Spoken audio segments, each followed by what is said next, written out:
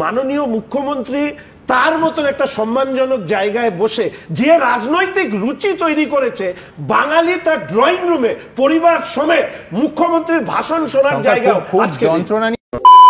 শঙ্কর, বাইরে থেকে সাহায্যের এই তাৎপর্য দেখছে বাম আর কংগ্রেস সেটিং।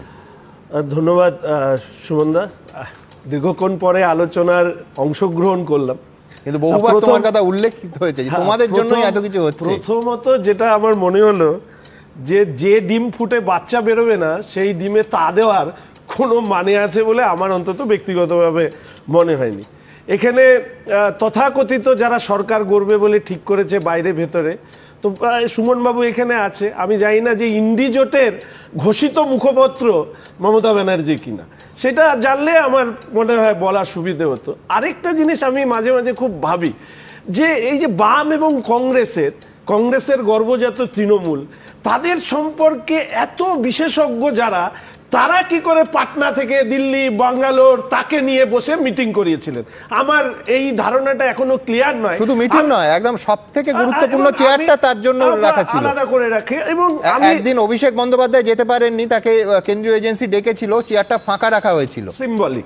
তো এত করুণ দশা, বিশেষ করে পশ্চিমবঙ্গের কংগ্রেস এবং বাম, তাদের রাজনৈতিক পরিস্থিতি এবং মমতা ব্যানার্জি তার হাস্যকর উপস্থিতি, এইটা মিলে দাঁড়িয়ে এদের রাজনৈতিকভাবে কতখানি অপ্রাসঙ্গিক হয়ে গিয়েছে সেটা কিন্তু আমরা নিজেরাও বুঝতে পারছি। এই দ্বন্দ্বে তো তোমাদেরই সুবিধা হচ্ছে, এটা তো মানতে হবে। দেখুন, আমরা প্রথমত যেটার উপরে ব্যাংক করতে চাইছি সেটা হচ্ছে 10 বছরে মাননীয় প্রধানমন্ত্রীর নেতৃত্বে শক্তিশালী ভারত, শক্তিশালী বিদেশ নীতি এবং শক্তিশালী অর্থনীতি, সেখানে দাঁড়িয়ে পাশাপাশি যদি দুর্বল অপোজিশন হয়, সুবিধাটা কার হয়? শঙ্কর, তো আমরা আমাদেরকে তো দায়ী করে লাভ নেই। ফলে সেই ক্ষেত্রে নিশ্চিতভাবে রাজনৈতিক একটা চলমান প্রক্রিয়া, সেই প্রক্রিয়া নিশ্চিতভাবে ভবিষ্যৎ তার মতন করে এগিয়ে আসবে। কিন্তু এই অনৈক্যের জন্য তোমরা কি কলকাঠি নাড়ছো? আমি সেই বিষয়ে যাওয়ার আগে ছোট্ট একটি কথা বলি। তুমি শুরু করবার সময় বলেছিলে সুধা ধারা, একদম। আমি গত কয়েকদিন ধরে, আমি বেশ কিছুটা সময় আমি পারিবারিক কারণে টেলিভিশন চ্যানেলে উপস্থিত থাকিনি, গত কয়েকদিন ধরে আমি দেখছি যে মাননীয় মুখ্যমন্ত্রী বারবার করে প্রধানমন্ত্রীকে 420 বলছে, 420।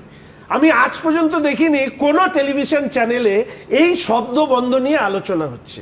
এবং এর পাশাপাশি মাননীয় মুখ্যমন্ত্রী 2 অক্ষরের 4 অক্ষরের বিশেষ বিশেষ শব্দ তিনি মঞ্চ থেকে ব্যবহার করছেন। আমি জানি না রাজনীতিতে জয় পরাজয়, দল ক্ষমতায় আসবে না আসবে, কিন্তু মাননীয় মুখ্যমন্ত্রী তার মতন একটা সম্মানজনক জায়গায় বসে যে রাজনৈতিক রুচি তৈরি করেছে, বাঙালি তার ড্রয়িং রুমে পরিবার সমেত মুখ্যমন্ত্রীর ভাষণ শোনার জায়গা যন্ত্রণা।